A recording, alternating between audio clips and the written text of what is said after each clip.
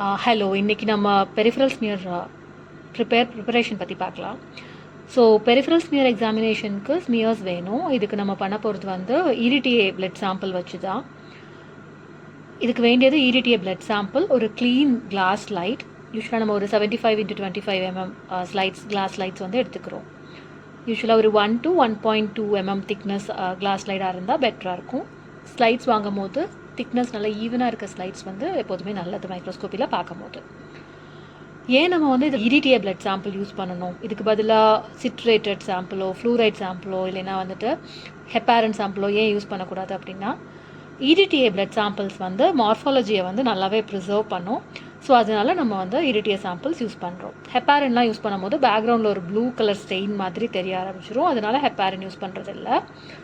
So இப்போ இரிடிஏ blood sample இருக்குது, class slide இருக்குது. ஸோ இப்போ எப்படி ஸ்மியர் பண்ணலான்னு பார்க்கலாம். அதுக்கு முன்னாடி ஸ்ப்ரெட்டர் ஸ்லைட், இதுவும் ரொம்ப இம்பார்ட்டண்ட். ஸ்ப்ரெட்டர் ஸ்லைட் வந்து எப்போதுமே தனியாக வச்சுக்கிறது நல்லது. ஒரு டெடிக்கேட்டட் ஸ்லைடை வந்து ஸ்ப்ரெட்டர் ஸ்லைடாக நம்ம வந்து வச்சுக்கிறோம். ஏன் டெடிக்கேட்டட் ஸ்லைடை ஸ்ப்ரெட்டர் ஸ்லைடாக வைக்கணும்? அதுலேயும் அந்த ஸ்ப்ரெட்டர் சைடை வந்து நம்ம வந்து மார்க் பண்ணி காமிச்சிடணும். எதனால மார்க் பண்ணி காமிக்கிறோம் அப்படின்னா, அந்த சைடை தான் நம்ம வந்து எப்போதுமே வந்து நம்ம ஸ்ப்ரெட்டிங்க்கு யூஸ் பண்ண போகிறோம். இது எதனால அப்படின்னா, இந்த ஸ்லைடை டெடிக்கேட்டடாக வைக்கிறதுனால என்ன யூஸ் அப்படின்னா, இதில் வந்து செரேஷன்ஸோ, சின்ன சின்ன பிரேக்ஸோ, அதில் டர்ட் அக்யூமுலேட்டோ ஆகாமல் இருந்தது அப்படின்னா நமக்கு ஸ்மியர்ஸ் வந்து நல்லபடியாக கிடைக்கும். அது மாதிரி இந்த ஸ்ப்ரெட்டர் ஸ்லைட் இருக்கு இல்லையா, இதோட எட்ஜஸ், இந்த ரெண்டு சைடில் இருக்கிற எட்ஜஸையுமே வந்து கொஞ்சம் ட்ரிம் பண்ணுனா நல்லது. எதனால அப்படின்னா, இந்த ஸ்ப்ரெட்டர் ஸ்லைடை வந்து நம்ம ஸ்லைட் மேலே யூஸ் பண்ணும்போது இதோட பிரெத் வந்து இந்த ஸ்லைடோட பிரெத்தை விட கொஞ்சம் கம்மியாக இருந்தது அப்படின்னா என்ன ஆகும் அப்படின்னா, நமக்கு ஸ்லைடு போடும் போது, ஸ்மியர் பண்ணும் போது எட்ஜஸ் ஆஃப் த ஸ்லைடில் வந்து நம்மளோட ஸ்மியர்ஸ் வராமல் இருக்கிறதுக்கு நிறைய சான்சஸ் இருக்குது. அந்த மாதிரி இருந்தால் தான் நல்லது. ஏன்னா நமக்கு ஸ்மியர் எக்ஸாமின் பண்ணும் போது எட்ஜில் நிறைய டைம் ரொம்ப இம்பார்ட்டண்ட்டான சில செல்ஸோ அல்லது ஃபைலேரியா மாதிரியான வேர்ம்ஸோ வந்து மைக்ரோஃபைலேரியாலாம் அங்கே இருக்கிறதுக்கான வாய்ப்பு அதிகம். ஸோ நம்ம எட்ஜஸ் பார்க்கணும் அப்படின்னா, அது ஸ்லைடோட எட்ஜிலேருந்து ஸ்மியரோட எட்ஜ் கொஞ்சம் உள்ள தள்ளி இருந்தால் மட்டும்தான் நம்மளால் அந்த இடத்த அக்சஸ் பண்ண முடியும். அப்போது ஸ்ப்ரெட்டர் ஸ்லைடோட எட்ஜஸை லைட்டாக ட்ரிம் பண்ணி கட் பண்ணி ரெண்டு சைடும் வச்சுருந்தோம் அப்படின்னா இதோட பிரெத்தை விட கம்மியாக இருக்கும். அப்படிங்கிறப்போ நமக்கு எட்ஜஸில் ஸ்மியர் வந்து வராமல் இருக்கும். இப்போ எப்படி ஸ்மியர் பண்ணுறாங்கன்னு பார்க்கலாம். ஸ்மியர் பண்ணும் போது எப்போதுமே க்ளவுட் ஹேண்ட்ஸ் யூஸ் பண்ணுறது நல்லது. எதனால் அப்படின்னா, நமக்கு பர்சனல் ப்ரொடக்டிவ் எக்யூப்மெண்ட்டாக நம்ம யூஸ் பண்ணுறோம். எல்லா சாம்பிள்ஸையுமே வந்து ஒரு பாசிட்டிவ் ரிஸ்கி சாம்பிளாக தான் நம்ம எடுத்துக்கணும். ஒரு ட்ராப் மட்டும் நம்ம எடுத்தால் போதும். ரொம்ப அதிகமாக வச்சாலும் நமக்கு வந்து ஸ்மியர் வந்து லென்த் ரொம்ப லாங் ஆயிரும். அதே மாதிரி ரொம்ப கம்மியாக எடுத்தாலும் லென்த் ரொம்ப ஷார்ட் ஆகிடும். ஸோ ஐடியல் ஒரு ட்ராப் வச்சுட்டு நம்ம ஸ்மியர் பண்ணுறோம். ஸ்மியர் பண்ணும்போது ஸ்ப்ரெட்டர் ஸ்லைட் வந்து ஒரு 30 to 45 டிகிரி வந்து நம்மளோட கீழே இருக்க ஸ்லைட்டோட ஆங்கிள் ஃபார்ம் பண்ணுற மாதிரி வச்சுட்டு பண்ணுவோம். இது எப்போதுமே 30 to 45 டிகிரி தானா அப்படின்னு கேட்டால் இல்லை. ஏன் அப்படின்னா, ஒருவேளை ரொம்ப அனீமிக்காக ஒரு பிளட் சாம்பிள் இருக்குது அப்படின்னா என்ன ஆகும், அந்த சாம்பிள் ரொம்ப ஃப்ளூயிடிக்காக இருக்கும், லைக் ரொம்ப தண்ணியாக இருக்கிற மாதிரி இருக்கும். அந்த மாதிரி இருக்கிறப்போ நம்ம இதே 30 to 45 டிகிரி ஆங்கிள் யூஸ் பண்ணும் போது, நம்ம ஸ்ப்ரெட் பண்ணும் போது அந்த ஸ்ப்ரெடர் வந்து எண்டு வரை போனால் கூட தண்ணியாக இருக்கிறதுனால ஸ்மியர் வந்து கம்ப்ளீட் ஆகாது.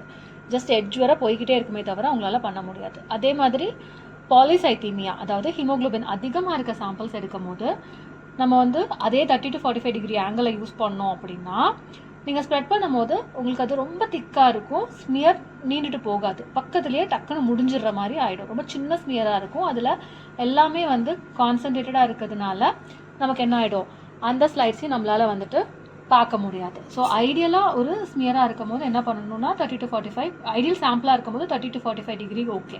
பட் அனிமிக்காக இருக்கும் போது நம்ம ஆங்கிளை வந்து இன்க்ரீஸ் பண்ணணும். அப்போது அந்த கரெக்டாக லென்த்தான ஒரு ஸ்மியர் நமக்கு கிடைக்கும்.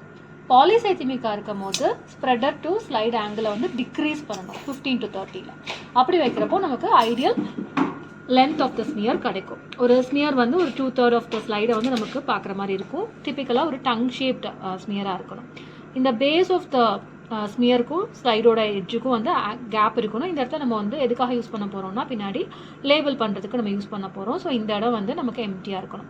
முதலே சொன்ன மாதிரி ஸ்ப்ரெட்டர் ரெண்டு பக்கமும் கட் பண்ணாததுனால இப்போ நமக்கு சைட்ஸ்லையும் வந்து இந்த ஸ்மியர் பட்டிருக்கு.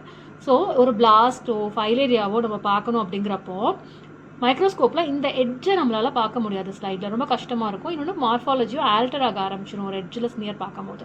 ஸோ அதனால தான் நம்ம வந்து ஸ்ப்ரெட்டரை லைட்டாக கட் பண்ணிட்டு பண்ணுறது பெட்டர். இந்த ஒரு நல்லா பண்ணுற ஸ்மியர் வந்து ஸ்மூத்தாக இருக்கணும், ஈவனாக இருக்கணும்.